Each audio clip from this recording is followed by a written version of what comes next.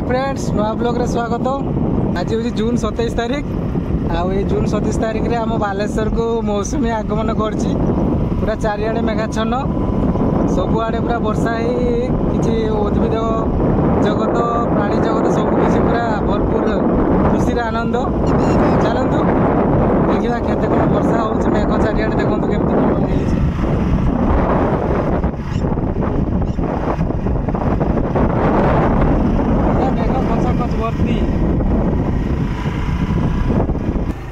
देखु चारिआडे पूरा कला बादल ए मौसुमी पूरा आगमन होती पूरा 100% है ना 50% मौसुमी आगमन होती वर्षा चलती बर्तमान अल्प अल्प वर्षा चलती चारिआडे देखु केमती मेघाच्छन्न पूरा नेचर यही वर्षा सीजन समस्त भल प्राणी जगत उद्भिद जगत पूरा खुशी लहरी बर्तमान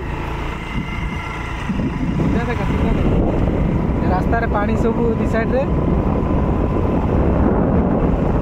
भ्यूटा बहुत सुंदर वर्षा दिन भ्यू समस्त को भल लगे। आपण मैंने कमेंट करूँ कौन कौन जगार मौसुमी आगमन कर